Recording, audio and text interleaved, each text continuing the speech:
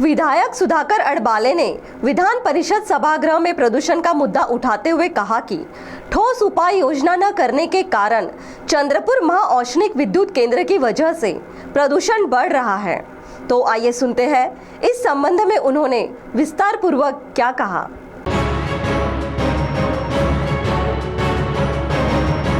चंद्रपुर महाऔष्णिक बिजली केंद्र यह आशिया खंड का सबसे बड़ा औष्णिक बिजली केंद्र है। इस बिजली केंद्र के रोपवे प्लांट में बड़े पैमाने पर कोयला जमा किया जाता है, जो रोपवे के माध्यम से महाऔष्णिक बिजली केंद्र में भेजा जाता है। इस प्रक्रिया से परिसर में बड़े पैमाने पर धूल और प्रदूषण फैल रही है, जिससे ऊर्जा नगर और आसपास के परिसर के नागरिकों को सांस की बीमारियों का सामना करना पड़ रहा है। प्रशासन की ओर कई बार इसकी शिकायत की गई, लेकिन फिर भी कोई ठोस उपाय योजना न किए जाने से प्रदूषण का सवाल गंभीर बना है। ऐसा आरोप विधायक सुधाकर अडबाले ने विधिमंडल में तारांकित प्रश्नों द्वारा उपस्थित किया। इस पर जवाब देते हुए पर्यावरण मंत्री पंकजा मुंडे ने कहा, हमें शिकायत प्राप्त हुई है और उस पर जांच करने पर प्रदूषण रोकने के लिए सुधारणा करने के आदेश दिए हैं। सभापती महोदय, चंद्रपूर महाऔष्णिक वीज केंद्र हे आशिया खंडातील सर्वात मोठे वीज केंद्र आहे। केंद्रामध्ये कोळसा हा रोपवेच्या माध्यमातून जातो, त्यामुळे मोठ्या प्रमाणात धुळीचं प्रदूषण या ठिकाणी झालेलं आहे।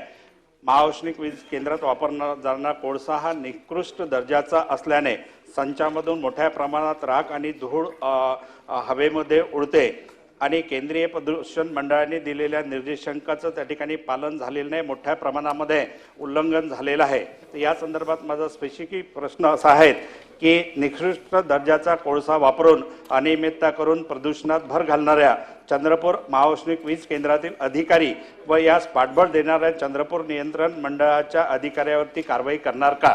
दुसरा माझा प्रश्न आहे, हवा प्रदूषण कायदा 1981 कलम 22 नुसार कोणत्याही परिस्थितीत अशा कारखान्याकडून निर्धारित मानकापेक्षा प्रदूषणाचा स्तर जादा होऊ नये। कलम 24 नुसार कोणत्याही परिस्थितीत आणि कोणत्याही वेळी अशा कारखान्याची यथोचित तपासणी करण्याचा अधिकार प्रदूषण नियंत्रण मंडळाला आहे। तेव्हा प्रदूषण नियंत्रण मंडळाने सदर वीज केंद्राची आजपर्यंत तपासणी केली का आणि दोषी अधिकाऱ्यावरती कारवाई केली का? मंत्री महोदय। सभापती महोदय, सन्माननीय सदस्यांचा प्रश्न अत्यंत स्पेसिफिक आहे। प्रश्नातच त्यांनी 8 आणि 9 या चिमटीच्या संदर्भामध्ये प्रश्न उपस्थित केलेला आहे। याच्याबद्दलची नक्कीच आम्हाला तक्रार प्राप्त झालेली आहे। तक्रारीच्या अनुषंगाने तपासले असता 8 नंबरमध्ये आपण दुरुस्तीचे त्यांना आदेश दिलेले आहेत।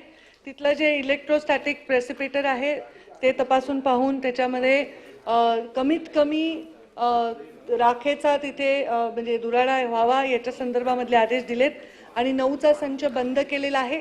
संबंधित दुरुस्त्या करून ते संच सुरू करण्याला त्यांना सांगितलेलं आहे।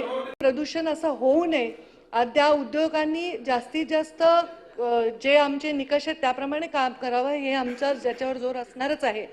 पण प्रदूषणाला रोखण्यासाठी कडक कारवाई करण्याची पण गरज आहे। ती नक्कीच निश्चितच मी आपल्याला खात्री देते ती भविष्यामध्ये होताना दिसेल। आणि 15 लाखाची जप्त करणं ही पुरेशी नाही, हेही आपलं म्हणणं आहे, आमचंही असंच म्हणणं आहे। आणि म्हणून मी काल विधानसभेच्या सभागृहावर सांगितले की एक कमिटी नेमून जे चंद्रपूर सारखा भाग आहे जिथे समूह आहे उद्योगांचा, जो प्रदूषणकारक परिस्थिती आहे, त्या ठिकाणी मी एक निकष लावून की ह्यांच्या जे आपण जप्त करतो त्यांचं डिपॉझिट त्याची किंवा त्यांचे जे पैसे आपण त्यांना एक शिक्षा म्हणून जप्त करतो त्याच्यामध्ये वाढ करण्यात येण्यासंदर्भात एक समिती गठीत करू आणि ती समिती आम्हाला जो अहवाल देईल त्याप्रमाणे आम्ही पुढची कारवाई करतो। सिटी वीकली प्रतिनिधि वैभव रियारकर की रिपोर्ट।